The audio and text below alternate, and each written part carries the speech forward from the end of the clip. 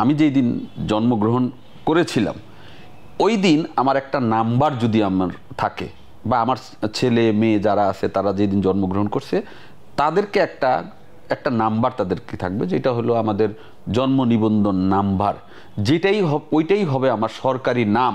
বাবা মা যেই নাম রাখছে সেটা তো বেসরকারি নাম। সরকারি নাম বাংলাদেশে আমার একটাই থাকবে, সেটা হলো জন্ম যেদিন হয়েছে ওই দিনই একটা নাম্বার পড়বে, জন্ম নিবন্ধন নাম্বার। এই নাম্বারটা হবে আমার মোবাইল নাম্বার, এই নাম্বারটা হবে আমার পাসপোর্ট নাম্বার, এই নাম্বারটা হবে আমার ব্যাংকের যত ব্যাংকের অ্যাকাউন্ট থাকবে ব্যাংকের অ্যাকাউন্ট নাম্বার কিন্তু একটা 100 ব্যাংক আসতে পারে, কিন্তু আমার নাম্বার থাকবে 00001। রূপালী ব্যাংক, সোনালী ব্যাংক, অমুক ব্যাংক, তমুক ব্যাংক সব আসতে পারে। আমার পাসপোর্ট নাম্বার এই নাম্বারটাই, আমার মোবাইল নাম্বার 5টা হইতে পারে, কিন্তু নাম্বার আমার এইটাই।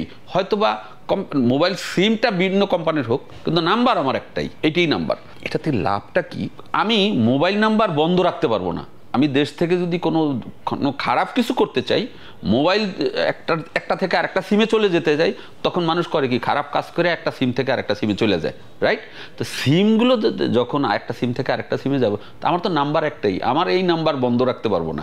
বন্ধ রাখলে আমি কোথায়, বাংলাদেশের কোথায় আছি এই মুহূর্তে আমাকে ধরাটা সহজ। এনবিআর বলেন, আমি যখন ট্যাক্স ফাইল ওইখানে সাবমিট করলাম, তারা আমার এই নাম্বারটা দিয়ে শুধু সার্চ করে দেখবে যে আমার আসলে ব্যাংকে যতগুলো ব্যাংক থাকুক, আমার তো এক ক্লিকে সব চলে আসবে, আমার ব্যাংকে কত টাকা আছে, ট্যাক্স কয় টাকার দিছি। তখন বাংলাদেশের ট্যাক্সের জন্য কারো বাসায় যাওয়া লাগবে না, ট্যাক্স কেউ লুকাইতে পারবে না,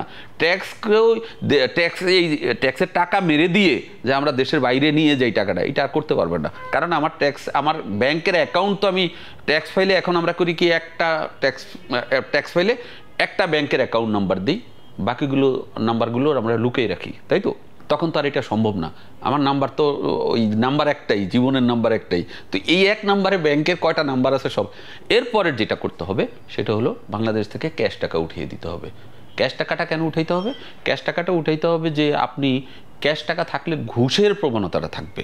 এই যে ঘুষ দুর্নীতি, যেটা ক্যাশ টাকা দিয়ে এটা হয়, এটা যখন এটা আপনি তুলে দিবেন ক্যাশ টাকা, টোটাল টাকাটা হবে ডিজিটাল টাকা। আমার ক্রেডিট কার্ড নাম্বার একটাই, আমার জন্ম নিবন্ধন নাম্বার যেটা, ওইটাই ক্রেডিট কার্ড নাম্বার। আমার ডেবিট কার্ড নাম্বার হবে ওইটাই। আমার থেকে যদি কেউ তখন ঘুষ নিতে হয়, তাহলে এই কার্ড থেকে তার কার্ডে দিতে হবে, এটা একটা প্রুফ থেকে যাবে। আর এই প্রুফ রেখে কেউ ঘুষ খায় না। তখন যেই লোক ঘুষ না খাইতে পারবে, সেই লোক চিন্তা করবে আমি তো ঘুষ খাইতে পারি নাই, তাহলে কেন আমি ওনার খারাপ কাজগুলোকে আমি প্রশ্রয় দেব। তখন দেশটা 5 বছরের মধ্যে একদম সেই লেভেলে চলে যাবে। এই ফর্মুলাটা যদি বাংলাদেশে করতে হয়, কয়দিন সময় লাগবে? এখন ছাত্ররা আন্দোলন করতেছে, এই ছাত্র দিয়ে এটা সম্ভব। এটা মানে অন্য কোনো গভর্নমেন্টে সেটা করতে চাইবে না, কারণ প্রত্যেকটা গভর্নমেন্টই দেখবে যে আমি যদি এটা করি, আমার কয় টাকা আছে এটাই তো ধরা খাবে, তা আমি কেন এটা করব? আচ্ছা, যখন ক্যাশ টাকা থাকবে না, তখন রিক্সাওয়ালা কী করবে? আমাকেই প্রশ্ন করছে, রিক্সাওয়ালা কী করবে আসলে? রিক্সাওয়ালা ক্যাশ তো বুঝে না, ও এখন মোবাইল চালাইতে পারে কেমনে? ও বাধ্য মোবাইল চালাইতে। তো এইরকম যখন বাধ্য হবে, তখন ও জানবে ওর কার্ড এটা কীভাবে চালাইতে হয়। আপনাকে যখন চাপ না দেওয়া হবে, তখন আপনি শিখবেন না কিছু। এখন শিখতেছে কিভাবে?